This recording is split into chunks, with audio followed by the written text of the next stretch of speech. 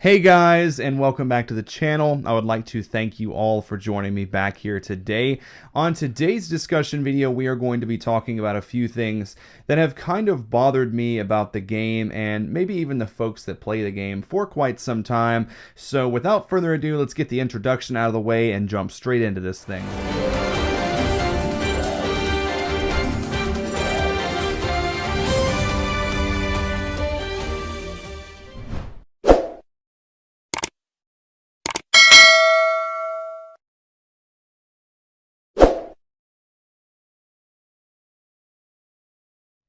Alright guys, so before we get started today, as always, I would like to encourage you to like, share, comment, and subscribe. It really motivates me to make more videos like this. More journey videos, more BA content, more Dark Magician content, heroes, things of that nature. So if you could hit that button for me, give me a like, a thumbs up, share to your friends, it would really mean a lot. So now that we've got that out of the way, let's go ahead and jump into our first discussion topic of the day.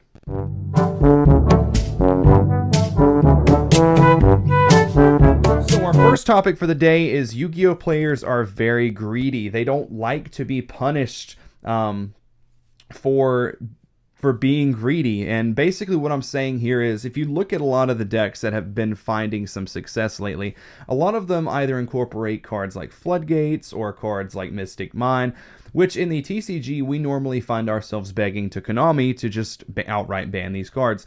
When in reality, if you look back in the older formats of the game, such as that of like Edison format, GOAT format, even formats going all the way up to like 2014, 2015, most decks always main decked at least some form of back row removal. Now, I don't think that that's necessarily a counterbalance to overpowered cards like Mystic Mine, but it does exist that we do have outs to those cards. So one of my main arguments that I always make on this topic is that I think in modern Yu-Gi-Oh! Every deck should main deck at least one copy, well, the only copy of Feather Duster. A lot of people have come up to me and said, why do you main deck Feather Duster? It's a brick. It doesn't do anything on turn one going first. It's a brick. And basically my philosophy with this is, if my hand is so bad that the one Feather Duster made my hand unplayable, I've already lost this game before it started anyway. So I don't think that that's really a good argument. I think that right now, with the majority of decks in the game being one card combo starters, I think that there is no reason why everyone should not be main decking Feather Duster. I just think that's a card that should be incorporated into your list to be able to out things in game one. Very solid card against most matchups. Most decks do play some back row of their own, spell traps. Even if you're playing against something like a adventure variant, they do have like the Faithful Adventure, the Draco back cards like that on the field. So I just believe that everyone should be playing Feather Duster. Kind of to branch off of that, we don't want to play cards that don't go combo, combo, combo. And a good example of this is a few months ago when Despio was starting to be on the uprise into the meta. A lot of people were very unsure on Fairy Tale Snow, and I remember Andres Torres, RIP, he's banned now. That's sad, but anyway, he was playing Fairy Tale Snow, and a lot of the comments on his post were asking, hey Andres, what is the combo with Snow? There was probably 50 to 100 comments just like that. What's the combo? Why are you playing Snow? And finally he responded to several of them and said, all you guys want to do is just be able to just blow your opponent out of the game on turn one, basically make it to where they can't play, and you don't ever worry about the mid to the late game when cards like Snow are very important. And this really stuck with me. We're not going to delve too much into this because this is the topic for the second discussion. But basically this really stuck with me, basically because Yu-Gi-Oh! Players do not want to play cards that don't do anything on turn one, like Fairy Tale Snow, Despian Comedy. Those are mid to late game utility cards that really do come up and can really help you win in the grind game past turn 3-4, which a lot of players do not want to play cards like that. They just want to go combo, combo, combo on turn one. I want to do enough to make it to where my opponent can basically do nothing or can do very little. So that's going to bring us to our second discussion today.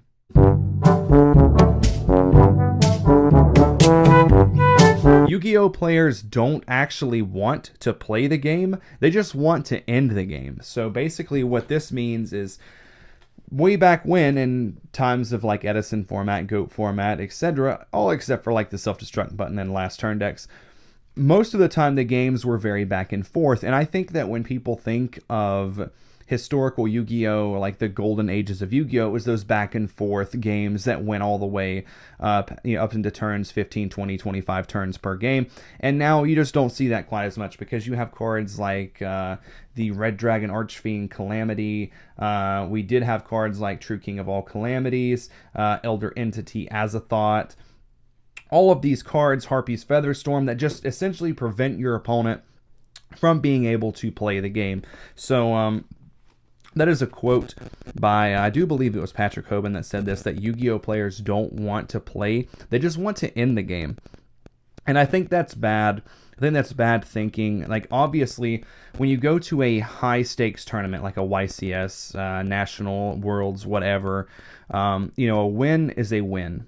But when you are trying to learn how to play the game and you're trying to learn the ins and outs of the game, I think that a lot of people hyper focus on just essentially trying to make it to where their opponent cannot do anything and they just win by default. So a good example of this was setting up a board in Sword Soul, right? So I was playing Sword Soul, and my friend Zach from Gastonia, where I live in North Carolina, a few towns over, was playing B Trooper. I did not know what B Trooper did at all.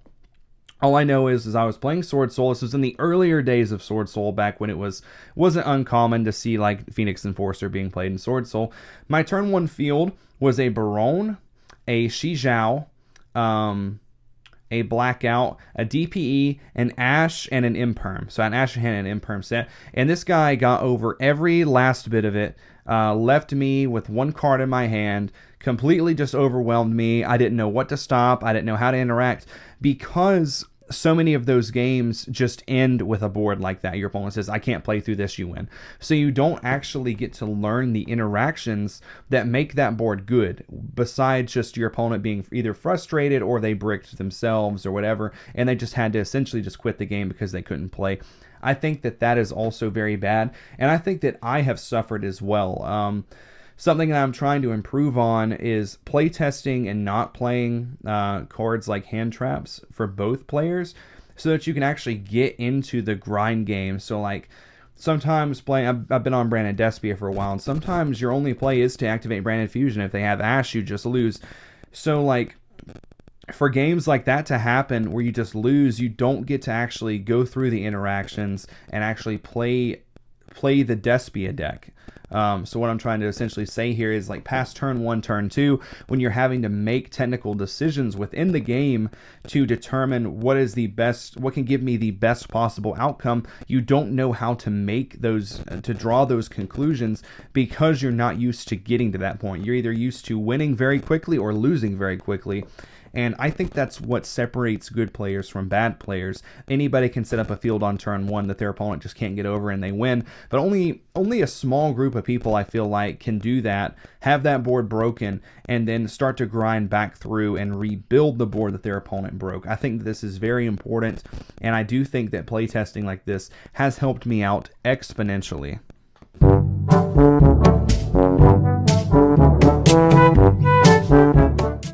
Okay, so the last topic of the day, I didn't exactly know what to title this, but it's basically like, sometimes in the Yu-Gi-Oh community, you do have people that maybe they are trying to help, but I actually don't think they know what they're talking about.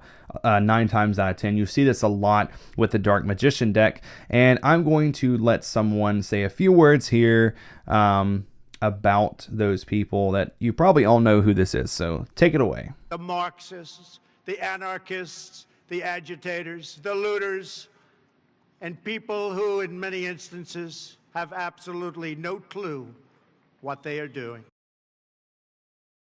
Yes, so as he just said, the people that have absolutely no idea what they are doing.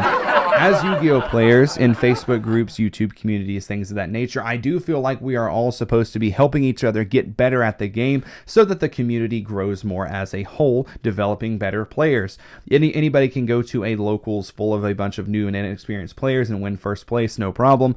But that's not really helping. You want to be able to actually grow as a player, learn what makes good cards good and good cards bad, or bad cards bad. So something that a lot of people have pointed out is, and this is very common, I've seen this often, is that, hey, Dark Magician did not need Verte Anaconda. They have gotten better since losing Verte Anaconda.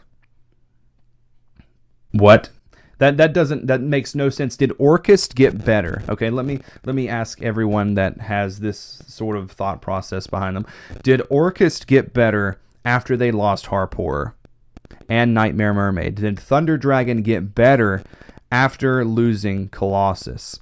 Obviously, the answer to both of these things is no. So normally, the only way a deck that takes a huge blow to a massive piece of consistency gets better is with further support. So just using Dark Magician as a pure example here, the deck will not be good until it gets a fusion spell that goes from deck. I don't care about branded fusion. I don't care about Red Eyes fusion. You're better off to either just play Red Eyes fusion in a deck like Guru that actually has its own consistency, its own power cards, and you're better off to play branded Despia, or even branded Eldritch if you want to play branded.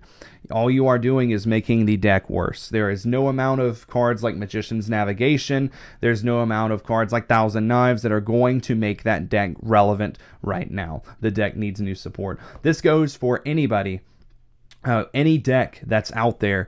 There's no such thing as breaking a deck that's already been solved. Like lately, you have started to see a few people top with the Libromancer strategy here and there, and that is just because the deck keeps getting new waves of support. A deck like Dark Magician will never leave this gray area that it is in until it gets some new support, and that's just the cold hard truth.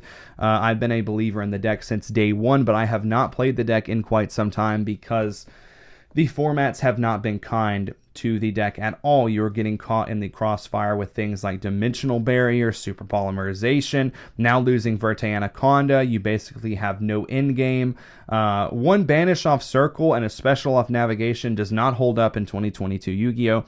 So I think that we can all do better helping people come to these conclusions and helping everyone improve at the game, instead of just putting out blatantly false information like the fact that you have a broken Dark Magician deck, that you've beaten Sword Soul, Despia, Splight, all these, which is just probably someone playing against bots on YuGiOh Pro.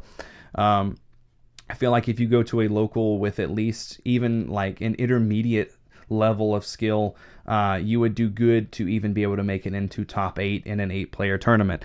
I do hope that one day the deck can be brought back, but anybody from Konami, if you're watching this, if you want Dark Magician players to actually have some success, they need a fusion spell card that goes from deck, like branded fusion. That is what the deck needs, and a alternative Dark Magician wouldn't hurt either. And I don't want to hear anybody argue with me about Magician of Dark Illusion. That card's trash, don't play it. So basically, going over everything that we've talked about today, in conclusion, Yu-Gi-Oh! Players are greedy, don't like being punished. We don't want to main deck Duster because it's not combo. It doesn't do anything. We'd rather complain about Mystic Mine rather than actually finding a solution and maybe having to play a few cards that don't go plus 300 on turn 1. Yu-Gi-Oh! Players just want to use cards like Red Dragon Archfiend Calamity that just end the game, stuff like Artifact Scythe that just ends the game before the game starts instead of having to actually learn the inner workings of the game. And that we could use some improvement in the Yu-Gi-Oh! Community as far as helping players understand what's good and what's not. It's perfectly okay if you want to play Dark Magician. I still love the deck. It's so much fun to play. But I will not go out here and tell you that I have the most broken build of Dark Magician. I've 2-0'd every meta deck 300 times. I got first place the last YCS. I 2-0'd Patrick Hoban, Jesse Cotton, beat these guys. They're all bad, whatever. I will never tell you that. I'll tell you the deck is not good, and if you are looking for something to play that is competitively viable, I would not look in the direction of Dark Magician at this time in the game.